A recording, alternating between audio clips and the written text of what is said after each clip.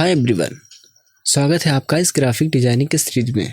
पिछली बार की तरह इस बार भी हम आज कुछ टूल्स के बारे में जानेंगे, तो आइए जानते हैं। सबसे पहले हम यहाँ पर देखेंगे बिट्स टूल। अच्छा, बिट्स टूल का काम क्या होता है? बिट्स टूल का काम होता है कि आपके स्टोक के साइज़ को इंक्रीज करना। अगर आप उसको ब्रॉड करना चाहते हैं, चौड़ा करना चाहते हैं, तो आप बिट्स टूल की मदद से उसको चौड़ा या ब्रॉड कर सकते हैं। लेकिन अभी तक आप कोई भी एक स्टोक क्रिएट करते थे, जैसे मान लीजिए हमने यहाँ पर एक लाइन को क्रिएट किया। इस लाइन के साइज़ को अगर आपको इंक्रीज करना होता था तो आप स्टोक के पैनल में जाते थे और यहाँ से इसके स्टोक के साइज़ को बढ़ा देते थे। जैसे कि मान लीजिए मुझे यहाँ पर इसको 20 पॉइंट करना है, तो जैसे ही हम 20 पॉइंट पे क्लिक करते थे ये हमारे स्टोक का साइज़ इंक्रीज हो जाता था।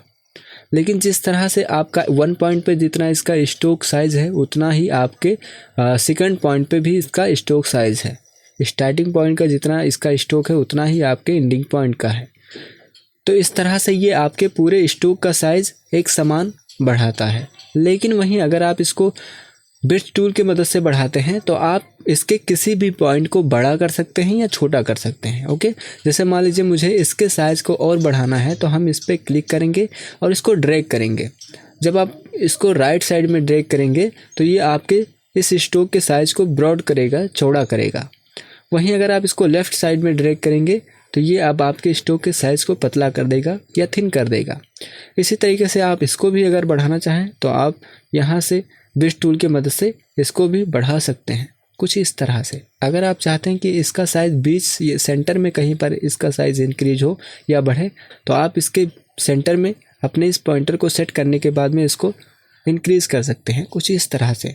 इस पाथ को आप एक लीफ का शेप दे चुके हैं आप इस बिट्स टूल के मदद से, तो आप इसको बिट्स टूल के मदद से किसी भी शेप में कन्वर्ट कर सकते हैं। ओके, जिसको आप यूज कर सकते हैं कहीं पर भी। अगर आप इसमें कुछ और चेंजेस करना चाहें तो कर सकते हैं। आप इसको कहीं पर क्लिक करें और ड्रैग करें। ओके, कुछ इस तरह से आप इसको कर सकते हैं। अगर आप अंदर की तरफ ड्रैग करेंगे तो ये आपके इस स्टोक के साइज़ को थिन करेगा। अगर आप इसको बाहर की तरफ ड्रैग करेंगे तो ये आपके स्टोक के साइज़ को ब्रॉड करेगा। ओके, तो आइए इस बिट्स टूल की मदद से कुछ ऑब्जेक्ट को क्रिएट करते हैं। ओके, तो उसके लिए हम सबसे पहले यहाँ पर करेंगे इसको डिलीट और यहाँ पर एक स्टोक को क्रिएट करेंगे। यहाँ पर हमने एक पाथ को क्रिएट कर लिया या लाइन को क्रिएट कर लिया। अब यहाँ पर इस पाथ से हम बनाएंगे एक पार्ट को, एक मटका बनाएंगे। ओके, तो उसके लिए क्या करें, सबसे पहले आप यहाँ से लेंगे बिट्स टूल को और यहाँ पर इसके स्टार्टिंग पॉइंट पे करेंगे क्लिक और इसको थोड़ा सा हम कर देंगे चौड़ा, कुछ इतना। ओके, इसका नेक बनाने के लिए हम यहाँ पर क्लिक करेंगे, इसको थोड़ा सा अंदर की तरफ हम कर देंगे कुछ इतना। इसी तरीके से हम यहाँ पर करेंगे क्लिक और इसको बाहर की तरफ ड्रैग करेंगे कुछ इस तरह से। इसी तरीके से थोड़ी दूर पर यहाँ पर भी हम क्लिक करने के बाद में इसको थोड़ा सा और बाहर कर लेंगे। इसी तरह से इसको भी कर लेंगे और इसी तरह से इसको भी हम कर लेंगे। तो ये अब आपका एक देख सकते हैं पॉट का शक्ल बन गया इस आपके पाथ का, या आपने इसको एक घड़ा बना दिया। ओके, तो आइए और कुछ बनाते हैं। अब चलिए हम यहाँ पर एक लैंप को बनाते हैं, टेबल लैंप को। ओके, उसके लिए फिर से हम यहाँ पर एक स्टोक को बनाएंगे। ओके, यहाँ से लेंगे अपना वही बिट्स टूल और यहाँ पर क्लिक करने के बाद में इसको थोड़ा सा हम यहाँ ब्रॉड कर देंगे। ओके, इससे नीचे यहाँ पर इसको थोड़ा और ब्रॉड करेंगे कुछ इतना। इसी तरीके से यहाँ क्लिक करने के बाद में इसको अंदर की तरफ कर देंगे, इसको थोड़ा सा पतला कर देंगे और यहाँ पर जाने के बाद में इसको थोड़ा सा और ब्रॉड करके कुछ इस तरह से कर देंगे। ओके, इसको थोड़ा सा हम नीचे और ले आते हैं, कुछ इतना कर देते हैं। ओके, यहाँ पे इसके स्टार्टिंग पॉइंट को पकड़ेंगे, इसको और ब्रॉड करेंगे। ओके, और इसको पकड़ने के बाद में यहाँ पर इसको क्लिक करेंगे और नीचे की तरफ इसको ले आएंगे, ड्रैग कर देंगे। ओके, तो अब आप देख सकते हैं कि ये अब आपका एक टेबल लैंप क्रिएट हो चुका है। ओके, चलिए इसके ऊपर वाले पार्ट को इसको थोड़ा सा और हम थिन करेंगे। यहाँ पर क्लिक करेंगे और इसको पकड़ेंगे और अंदर की तरफ कर देंगे। ओके, तो कुछ इस तरीके से आप क्रिएट कर सकते हैं। ओके, और कुछ क्रिएट कर लें। ओके, तो चलिए और कुछ क्रिएट कर लेते हैं। तो चलिए यहाँ से क्रिएट करते हैं कि स्टोक को। अगर आप कहीं पर भी इसको पतला करना चाहें तो वहाँ पर करें क्लिक और इसको अंदर की तरफ ड्रैग करें। ओके, और फिर जैसे मुझे यहाँ पर इसको ब्रॉड करना, चौड़ा करना है, तो यहाँ पर क्लिक करने के बाद में राइट साइड में ड्रैग करेंगे। ठीक उसी तरीके से अगर आप यहाँ पर इसको पतला करना चाहें तो अंदर की तरफ ड्रैग करें, और इसको फिर से अगर आप बाहर की तरफ ड्रैग करेंगे तो कुछ इस तरह से आप क्रिएट कर सकते हैं। ओके, तो ये सब जो भी आप यहाँ पर क्रिएट किए हैं ये सारे आपके ऑब्जेक्ट सिर्फ एक पाथ है। ओके, अगर आप इसको सिलेक्ट करने के बाद में यहाँ पर देखते हैं तो ये अब आपका पाथ इंक्रीज हुआ है। यहाँ पर आप देख सकते हैं जब आप इस पाथ को क्रिएट किए थे तो ये आपका कुछ पॉइंट था, जैसे कि यहाँ पर हमने क्रिएट किया तो ये 1 पॉइंट है। ओके, और इसे अगर आप यहाँ पर लेते हैं बेट टूल और इसको आप ड्रैग करते हैं तो आप देख सकते हैं कि इसका जो स्ट्रोक का बेट है वो यहाँ पर बढ़ रहा है। ओके, तो ये सारे आपके एक स्ट्रोक ही हैं, इसके बेट को आप बढ़ाए हैं। तो इस तरह से आप बहुत सारे डिज़ाइनर को क्रिएट कर सकते हैं, और ये सारे आपके जो भी हैं ये सब एक पाथ ही है। ओके, अगर यहाँ पर आप जाने के बाद में इसके वेट को कम करेंगे तो ये अब आपके ऑब्जेक्ट का या इस पाथ का वेट भी कम होता आपको दिखेगा। ओके, फिर से अगर आप इसको यहाँ से बढ़ाना चाहें तो आप बढ़ा सकते हैं। ओके, अगर आप यहाँ से इसको बढ़ाना चाहें तो नहीं हो सकता। क्यों नहीं हो सकता? क्योंकि ये आपका केवल एक पाथ है। अगर फिल होता तो आप इस तरह से इसको बढ़ा सकते थे। बस आप इसको अगर बढ़ाना चाहें तो यहाँ से आप इसको बड़ा या छोटा कर सकते हैं। ओके, अच्छा, जब आप इसको सेलेक्ट करते हैं तो ये आपके प्रोफाइल में दिख रहा है। इससे क्या होगा? इससे ये होगा कि आप इसको कहीं भी कभी भी यूज कर सकते हैं अपने प्रोफाइल में सेव करने के बाद में। ओके, जैसे कि मान लीजिए मुझे इस पॉड को सेव करना है अपने प्रोफाइल में, तो हम इसको करेंगे सेलेक्ट और सिंपली यहाँ पर जाएंगे। यहाँ पर हमें ऑप्शन मिल जाएगा ऐड टू प्रोफाइल। अगर आप इसको प्रोफाइल में सेव करना चाहते हैं तो आप इस पर क्लिक करें और यहाँ पर अपने प्रोफाइल का नेम दें और ओके कर दें। ओके, अब ये आपका प्रोफाइल में सेव हो गया है यहाँ पर। ओके, यहाँ पर आपका ये जो प्रोफाइल है उसमें ये सेव हो गया है। अब इसे आप कहीं पर भी यूज़ कर सकते हैं। अगर आप इसको डिलीट भी कर देते हैं और यहाँ से हम लेते हैं एक स्टॉक को क्रिएट करते हैं। ओके, और फिर से वही, अगर आप इसको पॉड बनाना चाहें तो इसको करें सिलेक्ट, और आप अभी इसको प्रोफाइल में सेव करके रखे थे तो आप जाएँ प्रोफाइल में सिंपली और यहाँ पर इसको कर दें क्लिक। ओके, अब ये आपका इस पर प्रोफाइल लग गया। ओके, अब इसके साइज़ को आप कर दें इंक्रीज, जैसे कि हम यहाँ पर इसके साइज़ को कर देते हैं इंक्रीज। अब ये हमारा वही पार्ट फिर से क्रिएट हो गया। इस तरह से आप उसको कभी भी यूज कर सकते हैं अपने प्रोफाइल को सेव करने के बाद में। ओके, इसी तरीके से अगर आप इसको भी सेव करना चाहें तो सिंपली यहाँ पर जाएं और यहाँ पर कर दें ऐड टू प्रोफाइल। ये आपके प्रोफाइल में सेव हो जाएगा। ओके, और फिर से अगर आप इसको बनाना चाहें तो यहाँ पर क्लिक करें और यहाँ से एक पाथ को क्रिएट कर लें। इसको सिलेक्ट करने के बाद में चाहे प्रोफाइल में, और यहाँ से आप उसके प्रोफाइल को कर दें चेंज, और यहाँ पर इसके स्टॉक के साइज़ को अगर आप इंक्रीज़ करेंगे तो ये आपका वही क्रिएट हो जाएगा, देख सकते हैं। ओके, अगर आप इसको सिलेक्ट करते हैं तो यहाँ पर अभी आपका स्टॉक ऑन है। अगर आप चाहते हैं कि ये फिल ऑन हो जाए, ये आप चाहते हैं कि स्टॉक के बजाय ये आपके फिल में कन्वर्ट हो जाए, जिससे कि आपको आसानी होगा इसको मैनेज करने में। ओके, आप इसके साइज़ को यहाँ के जाने के बजाय आप इसको डायरेक्ट यहाँ से पकड़ने के बाद में इसको स्केल करके बड़ा कर सकते हैं। ओके, तो उसके लिए आप एक काम ये करें कि इसको करें सेलेक्ट और जाएं ऑब्जेक्ट में, और जब आप ऑब्जेक्ट में जाते हैं तो यहाँ पर आपको एक ऑप्शन मिलेगा एक्सपेंड अपीयरेंस का। जैसे ही आप इस पर क्लिक करते हैं तो अब ये आपका फिल में कन्वर्ट हो चुका है। मीन्स कि अब आपका ये पूरा फिल है, यहाँ पर आपका पाथ नन हो गया है, देख सकते हैं। ओके, अगर आप इन सब को सिलेक्ट करेंगे तो ये सब अभी आपके पाथ ही हैं, लेकिन अगर आप इसको सिलेक्ट करते हैं तो ये अब आपका फिल हो गया। ओके, इस तरह से अगर आप इसको भी फिल करना चाहें तो आप जाएं ऑब्जेक्ट में और यहाँ से कर दें एक्सपेंड, और फिर से ये अब आपका फिल में कन्वर्ट हो चुका है। अब अगर आप इसको यहाँ से पकड़ने के बाद में इंक्रीज़ करेंगे तो देख सकते हैं कि इसका साइज़ जो है वो आप यहाँ से भी इसको इंक्रीज़ कर सकते हैं, ऊपर से भी कर सकते हैं।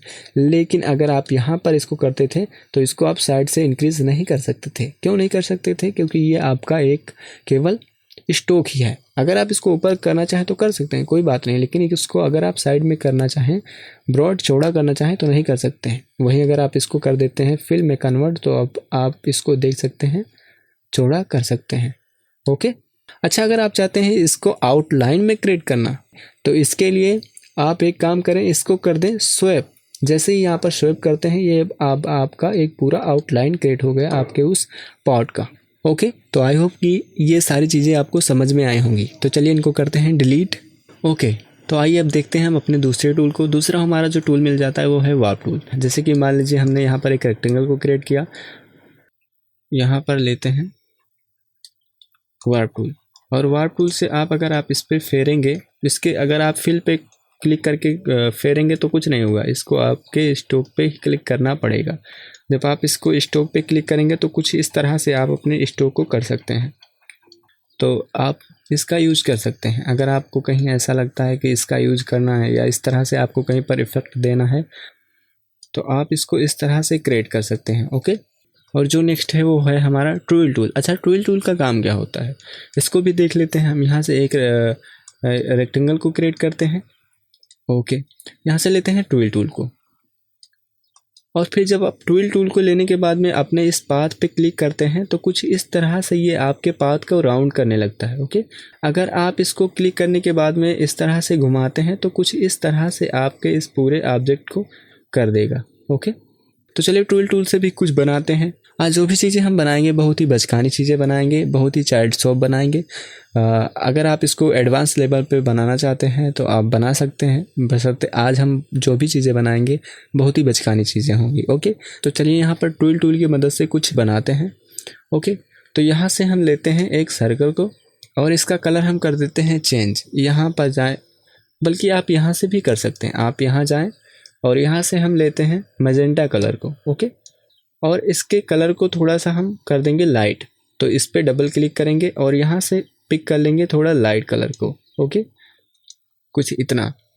फिर इसी का एक कॉपी बनाएंगे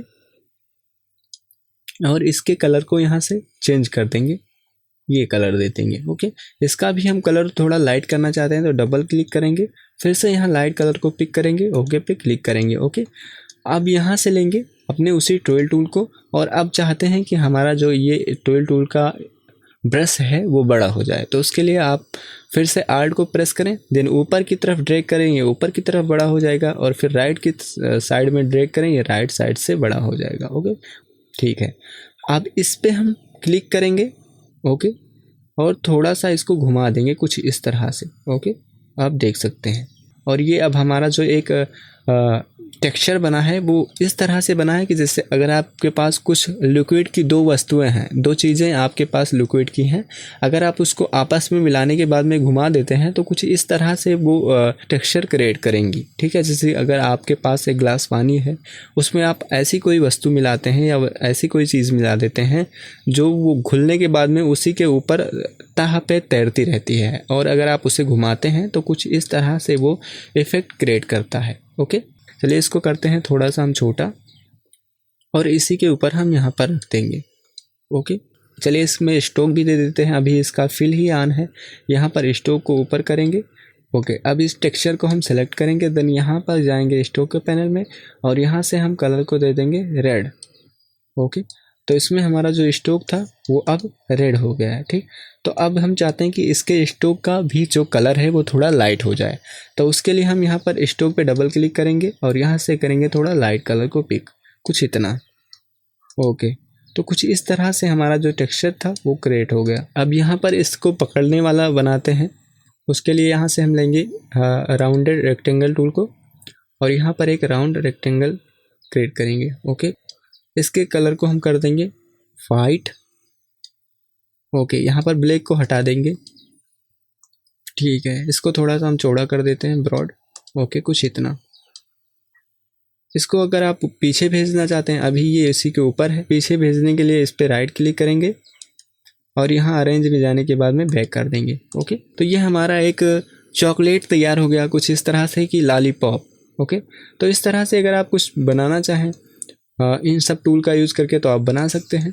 ओके, तो चलिए आगे बढ़ते हैं, इसको कर लेते हैं ग्रुप। अच्छा, एक ज़रूरी इन्फॉर्मेशन, अगर आप यहाँ पर इसके स्ट्रोक को देते हैं, ठीक है, और फिर इसको आप छोटा करते हैं तो कुछ इस तरह से छोटा होने के बाद में इसको थोड़ा सा हम जूम कर लेते हैं, यहाँ पर जो आपका स्ट्रोक था वो बहुत ही ज़्यादा ब्रॉड हो गया है, मीन्स कि आपका स्टोक छोटा नहीं हुआ है, वो जितना बड़ा उस समय था उतना बड़ा अभी भी है। तो इससे क्या होता है कि आपके डिज़ाइनें जो हैं वो बिगड़ जाती हैं। मान लीजिए अगर आपने यहाँ पर एक रेक्टेंगल को क्रिएट किया, इसको फिट ऑन स्क्रीन कर लेते हैं और यहाँ पर अपने इस रेक्टेंगल को थोड़ा सा और बड़ा कर लेते हैं, ओके, कुछ इतना बड़ा, और हम इस रेक्टेंगल में स्टोक दे देते हैं 10 पॉइंट, ओके। अब अगर हम इसको स्केल करेंगे, इसको अगर हम छोटा करेंगे तो आप देखिए क्या होता है कि स्केल तो हुआ है लेकिन यहाँ पर जो इसका स्टोक वेट है वो अभी भी बड़ा है, मीन्स कि वो जितना बड़ा तब था उतना बड़ा अब भी है, और इसका जो फिल है वो बहुत छोटा हो गया है, लेकिन जो यहाँ पर स्टोक है वो अभी 10 पॉइंट का है। तो इससे क्या होगा कि अगर आप कभी भी कहीं यूज़ कर दे हैं तो इससे क्या होगा कि आपकी जो डिज़ाइन है वो पूरा चेंज हो जाएगी, वो पूरी बदल ही जाएगी, ओके। तो इसको अगर आप फिक्स करना चाहते हैं तो उसके लिए आप एक काम ये करें कि इसको सेलेक्ट करें और जाएं ऑब्जेक्ट में और यहाँ से कर दें आप एक्सपेंड। जब आप एक्सपेंड कर देंगे तो आपके सामने एक डायलॉग बॉक्स आएगा, यहाँ पर आपका फिल एंड स्टोक पे चेक लगा रहेगा, ओके, क्योंकि आपका अभी यहाँ पर फिल ऑन है और स्टोक भी ऑन है, इसलिए यहाँ पर फिल एंड स्टोक पे चेक लगा है, ओके। और फिर ओके पे आप जैसे ही क्लिक करेंगे ये आपका एक्सपेंड हो जाएगा। अब अगर आप इसे छोटा करेंगे या बड़ा करेंगे तो इसका स्टोक उतना ही बड़ा रहेगा, सीधे देख सकते हैं आप, इतना छोटा हो गया लेकिन इसका स्टोक इसके साथ ही छोटा हो रहा है। अगर आप इसको बड़ा भी कर देंगे तो भी आप इसके स्टोक को देखेंगे चेंज नहीं होगा, ओके। तो इस तरह से इसको आप सॉल्व कर सकते हैं। तो चलिए इसको भी कर लेते हैं हम यहाँ पर। सबसे पहले इसको हम करेंगे बड़ा, जितना बड़ा था, ओके, ठीक। अब यहाँ पर इसको पकड़ेंगे और यहाँ ऑब्जेक्ट में जाएंगे और कर देंगे एक्सपेंड, ओके। तो अब हमारा ये जो ऑब्जेक्ट था वो एक्सपेंड हो गया है। अब अगर आप इसको छोटा करेंगे तो इसके स्टोक के साइज़ में कोई चेंजेस नहीं आएगा, ओके। आप देख सकते हैं ये जितना इसका स्टोक तब था उतना अब भी है। तो अगर आप कभी भी इस तरह से कोई भी डिज़ाइन क्रिएट करें तो अगर आप चाहते हैं उसको कहीं किसी को फाइल दे रहे हैं, मान लीजिए अगर आप किसी क्लाइंट के लिए काम कर रहे हैं और अगर आप उसको फाइल दे देते हैं और अगर आप उसके स्टोक को एक्सपेंड नहीं करते हैं तो वो अगर अपने फाइल को बड़ा करेगा या छोटा करेगा तो उस समय उसका जो स्टोक है वो छोटा बड़ा होगा, जिससे कि उसकी फाइल की जो बनी होगी डिज़ाइन वो ख़राब हो जाएगी। तो अगर आप कभी भी किसी के लिए डिज़ाइन क्रिएट करें तो उसके स्टोक को या तो हटा ही दें या फिर उसके स्टोक को एक्सपेंड कर दें, ओके। तो आई होप कि आपको समझ में आया होगा। तो चलिए आगे बढ़ते हैं, इसको कर देते हैं हम यहाँ पर डिलीट। अब दूसरा जो टूल है वो मिलता है पकड़ टूल। अब इसका काम क्या होता है, पकड़ टूल का काम क्या होता है, चलिए इसको भी देख लेते हैं।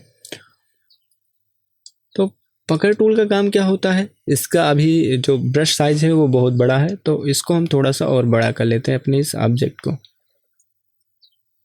कुछ इतना बड़ा, और यहाँ से इसके ब्रश साइज को छोटा करेंगे। उसके लिए हम करेंगे आल्ट को प्रेस, ओके, कुछ इस तरह से इसको कर लेंगे छोटा।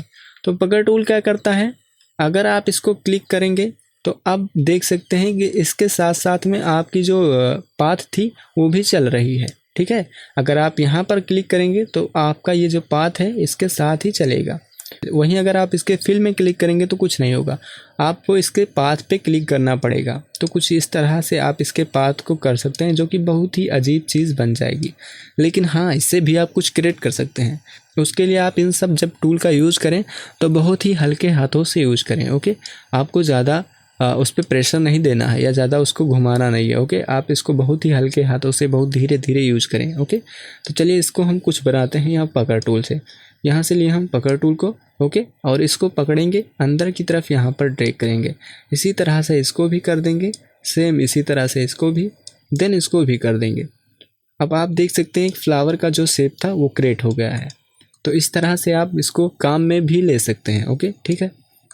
अब जो हमारा नेक्स्ट टूल है वो मिलता है ब्लर टूल। अब ब्लर टूल का काम क्या होता है, यहाँ से एक रेक्टेंगल क्रिएट करते हैं और यहाँ से अब देखते हैं अपना दूसरा जो ब्लर टूल है, ये क्या करता है, ये आपके ऑब्जेक्ट को कुछ इस तरह से इफेक्ट देना चाहते हैं अपने ऑब्जेक्ट में तो दे सकते हैं, ओके। अगर आप इसके अंदर क्लिक करेंगे यहाँ पर तो ये आपके ऑब्जेक्ट को बाहर करने लगेगा, ओके, आपके पाथ को बाहर करने लगेगा कुछ इस तरह से, ये आपके पाथ को बाहर कर देगा, ओके। वहीं अगर आप इसको क्लिक करने के बाद में इस तरह से ड्रैग करेंगे तो बड़ी अजीब सी चीज़ बन जाएगी। मैं मैं कभी नहीं कहूँगा कि इस तरह से आप करें। ओके, चलिए नेक्स्ट देख लेते हैं। नेक्स्ट टूल है स्केल अप टूल। इससे क्या होता है इसको समझने के लिए फिर से यहाँ से हम एक रेक्टेंगल को क्रिएट करते हैं और यहाँ से इसको इस तरह से कर देते हैं। ओके, आप देख सकते हैं। ओके, अब आप देख सकते हैं। ओके, तो इस तरह से अगर आप इसको इफेक्ट देना चाहते हैं किसी ऑब्जेक्ट को तो आप यहाँ पर इसका स्केल अप टूल का यूज़ कर सकते हैं। ओके, नेक्स्ट जो हमारा टूल मिलता है वो है क्रिस्टलाइज टूल।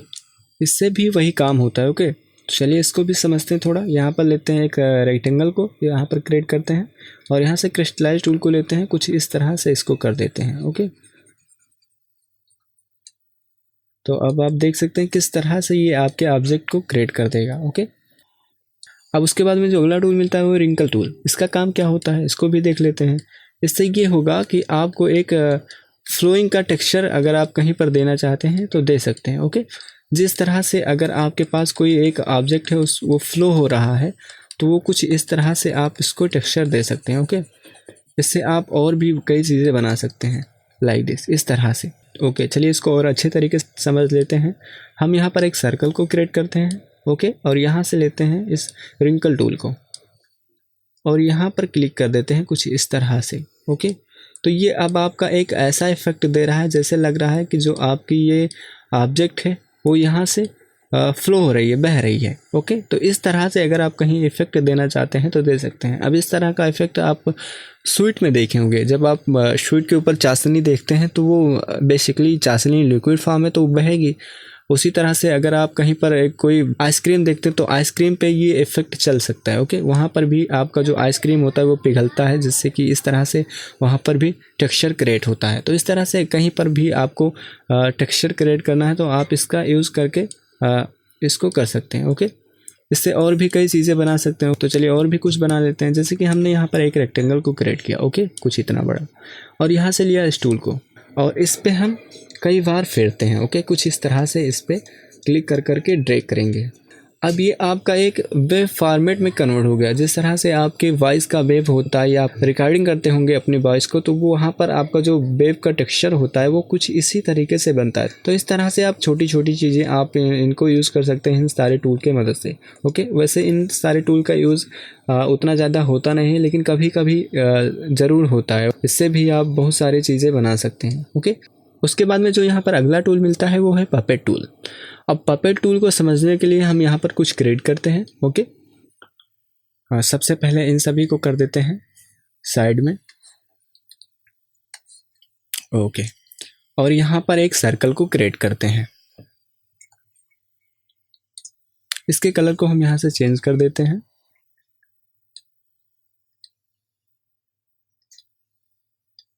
ओके, यहाँ पर बनाते हैं एक स्क्वायर को। डायरेक्ट सिलेक्शन टूल लेंगे और इसके इस पॉइंट को कर देंगे स्मूथ। इसी तरीके से इसको भी स्मूथ कर देंगे। ओके, अब ये हमारा एक लीफ तैयार हो गया। इसके कलर को भी हम यहाँ से चेंज कर देंगे, थोड़ा इसको डार्क करेंगे। ओके, कुछ इतना। यहाँ पर हम बनाएंगे एक सनफ्लावर को। ओके, तो सबसे पहले इसको करेंगे सेलेक्ट और यहाँ से लेंगे अपना रोटेट टूल और अपने इस सर्कल के सेंटर में जाने के बाद में आर्ट के साथ में क्लिक करेंगे। ओके, जैसे हमारा सेंटर यहाँ पर हमारा गाइड जो है वो अभी बता रहा है कि आपका सेंटर यहाँ पर है। तो यहाँ पर हम अपने कीबोर्ड से आर्ट को प्रेस करेंगे, देन यहाँ पर इसके सेंटर पे क्लिक करेंगे, वही डायलॉग बॉक्स आएगा। अगर आप इसको समझना चाहते हैं तो आप पिछले एपिसोड को ज़रूर देखें जिसमें हम अपने रूटेड टूल को बहुत अच्छी तरीके से एक्सप्लेन किए हैं। ओके, तो यहाँ पर हम फिल कर देंगे 14.4। हमें यहाँ पर इसकी 25 कॉपियाँ चाहिए, 25 कॉपी यहाँ पर हमें इसकी चाहिए। ठीक है, तो उसके लिए हम यहाँ पर करेंगे 14.4 को फिल एंगल में और फिर कॉपी पे क्लिक कर देंगे। ओके, अब इतनी दूरी के एंगल पे ये हमारा एक कॉपी बन जाएगा। ओके, कुछ इस तरह से। अब इसको हम रिपीट करने के लिए कंट्रोल डी को प्रेस करेंगे। जितनी बार हम कंट्रोल डी को प्रेस करेंगे ये रिपीट होता रहेगा। ओके, ठीक है। अब इसका जो ये सर्कल है इसको ऊपर करेंगे, उसके लिए राइट क्लिक करेंगे इसको सेलेक्ट करने के बाद में और अरेंज से फिर कर देंगे फ्रंट। अब इसके स्टेम को भी बना लेते हैं। उसके लिए यहाँ से लेंगे रेक्टेंगल को और यहाँ पर क्लिक करेंगे और इसको ड्रैग करके कुछ इतना बड़ा कर देंगे। ओके, इसको सेलेक्ट करेंगे, यहाँ पर इसके कलर को कर देंगे चेंज। ओके, इसके स्ट्रोक को कर देंगे नन। और फिर इस स्टेम को हम इस फ्लावर के पीछे करेंगे, उसके लिए राइट क्लिक करेंगे, अरेंज बैक। ओके, यहाँ पर हम लीफ को बनाएंगे, उसके लिए एक काम ये करेंगे कि इन्हीं में से किसी का एक कॉपी कर लेंगे, यहाँ इसको पकड़ेंगे और इसको ड्रैग करके यहाँ पर एक इसकी कॉपी बना लेंगे। इसको थोड़ा सा रोटेट कर देंगे, इसके कलर को भी चेंज कर देंगे। ओके, यहाँ पर इसको रख देंगे। ठीक इसी तरीके से यहाँ पर भी एक लगा देंगे, इसको रोटेट करेंगे।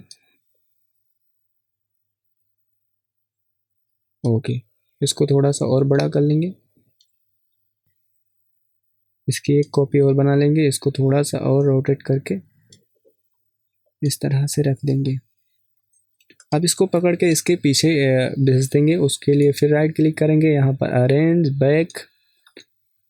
इसी तरह से इसको भी कर देंगे। ओके, तो कुछ इस तरीके से हमारा जो सनफ्लावर था वो क्रिएट हो गया। ओके, इसको थोड़ा सा हम और रोटेट करते हैं। ठीक है जी, इसको पकड़ेंगे फिर से और यहाँ से कर देंगे एक्सपैंड, ताकि ये छोटा करने पर कोई दिक्कत ना दे। ओके, और इसको हम छोटा कर लेंगे, यहाँ पर इसको थोड़ा सा ऊपर भेज देंगे। ओके, अभी हमारा सनफ्लावर रेडी है। यहाँ पर हम एक्चुअली बना रहे हैं सनफ्लावर का एक करेक्टर। ओके, उसके लिए सबसे पहले तो हम यहाँ पर इसको कर लें जूम और यहाँ से लेंगे एलिप्स टूल को और यहाँ पर करेंगे एलिप्स को क्रिएट। ओके, यहाँ पर इसको कर देंगे ब्लैक। इसी के ऊपर एक कॉपी बनाएंगे, उसके लिए कंट्रोल सी और कंट्रोल एफ को प्रेस करेंगे। अब ये हमारा कॉपी इसी के ऊपर बन जाएगा। उसको पकड़ेंगे और इसको आल्ट और कंट्रोल के साथ में ड्रैग करेंगे अंदर की तरफ, ताकि ये प्रॉपर साइज में छोटा हो। और इसका कलर को हम कर देंगे चेंज, यहाँ से कर देंगे वाइट को। इसको सेलेक्ट करेंगे, देन इसको सेलेक्ट करेंगे, कर देंगे ग्रुप और इसी का एक कॉपी फिर से बनाएंगे हम कुछ इतना दूर पे। ओके, माउथ बना लेते हैं। माउथ के लिए यहाँ से लेंगे पेन टूल को और यहाँ क्लिक करेंगे, देन यहाँ पर क्लिक करेंगे कुछ इस तरह से। ओके, यहाँ पर इसका स्ट्रोक भी ऑन कर देंगे और फिल को कर देंगे ऑफ। स्ट्रोक के साइज को थोड़ा सा हम कर देंगे इंक्रीज, कुछ इतना। ओके, इसको राउंड कर देंगे स्ट्रोक को। उसके लिए हम यहाँ पर स्ट्रोक पे डबल क्लिक करेंगे, यहाँ पर राउंड केप का ऑप्शन मिल जाएगा। अगर आपके पास यहाँ पर ना मिले तो आप चले जाएं यहाँ स्ट्रोक पे और यहाँ डबल क्लिक करें और यहाँ पर वही ऑप्शन मिल जाएगा राउंड केप का। यहाँ से हम इसको राउंड केप कर देंगे। ओके, तो कुछ इस तरीके से हमारा जो करेक्टर था वो तैयार है। इसको फिट ऑन स्क्रीन कर लेते हैं और अब समझते हैं पपेट टूल को। यहाँ से लेते हैं पपेट को और यहाँ पर एक पपेट को सबसे पहले इसको करेंगे सेलेक्ट सभी को और यहाँ पर इसको लगाएंगे। एक यहाँ पर क्लिक करेंगे, देन एक यहाँ पर क्लिक करेंगे, देन यहाँ पर क्लिक करेंगे। अब देखिए ये किस तरीके से आपका जो पूरा ऑब्जेक्ट था वो रोटेट हो रहा है। अब ये इस तरह से लग रहा है कि कितना फ्लेक्सिबल है। ये आपका कोई ऐसा लग रहा है कि जैसे कोई रबड़ का ऑब्जेक्ट है जो कि बहुत ही आसानी से ये मुड़ जा रहे हैं। ओके, तो इस तरह से पपेट टूल के मदद से आप किसी भी करेक्टर को मूव करा सकते हैं। ओके, ये अभी आपका फ्लैट डिज़ाइन था। अगर आप इस तरह से इसको मूव कराते तो वो इतनी आसानी से नहीं होता जिस तरह से अभी ये हो रहा है। ओके, तो ये इस तरह से रिएक्ट कर रहा है जैसे कि ये अब आपका कोई एक, जिस तरह से आप कठपुतली देखे होंगे, कठपुतली को जिस तरह से आप नचाते हैं उसी तरह से वो नाचता है। उसी तरीके से यहाँ पर आपका पपेट टूल भी काम करता है। ओके, तो कुछ इस तरह से आप इसको क्रिएट करके कर सकते हैं। ओके, तो पपेट टूल का इतना ही काम होता है। अगर आप यहाँ पर भी कर दें तो कुछ इस तरह से आप इसको कर सकते हैं। ओके,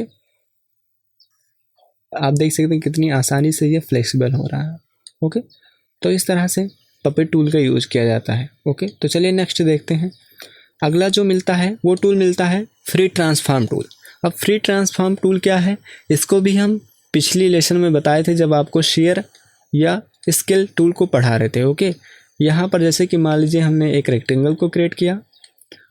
अब यहाँ पर जब आप स्केल करते थे तो ये अब आपका ऑब्जेक्ट स्केल होता था। ओके, यहाँ पर जब आप इसको शेयर करते थे तो ये अब आपका ऑब्जेक्ट इस तरह से शेयर होता था, ठीक है। ठीक उसी तरीके से यहाँ पर आपका फ्री ट्रांसफॉर्म टूल भी काम करता है। जैसे ही आप इस पर क्लिक करते हैं ये अपने आप टूल निकल आते हैं, ठीक है। और इनमें से जो आपको पहला टूल मिलता है वो फ्री ट्रांसफॉर्म। इसका काम क्या होता है कि आप इसको फ्री तरीके से ट्रांसफॉर्म कर सकते हैं, जिस तरह से आप इसको स्केल करते थे, ठीक है। स्केल टूल से जिस तरह से आप स्केल करते थे उसी तरीके से आप इसको स्केल कर सकते हैं। लेकिन यहाँ पर आप इसकी कॉपी नहीं ले सकते। अगर आप चाह रहे हैं कि यहाँ पर इसकी कॉपी बन जाए, आर्ट को प्रेस करेंगे कॉपी नहीं बनेगा, ओके। इस तरह से आप इसको शेयर भी कर सकते हैं फ्री ट्रांसफॉर्म टूल की मदद से। उसी के नीचे आपको मिलता है पर्सपेक्टिव। अब पर्सपेक्टिव क्या होता है? पर्सपेक्टिव आपको पिछले लेसन में बहुत ही डिटेल के साथ में पढ़ाए हैं। पर्सपेक्टिव बेसिकली 3 प्रकार के होते हैं, एक 1 point perspective, 2 point and 3 point, ठीक है। तो हम पिछले लेसन में पर्सपेक्टिव के बारे में बहुत ही डिटेल में पढ़ाए हैं, तो आप पिछला एपिसोड जरूर देखें अगर आप पर्सपेक्टिव को समझना चाहते हैं।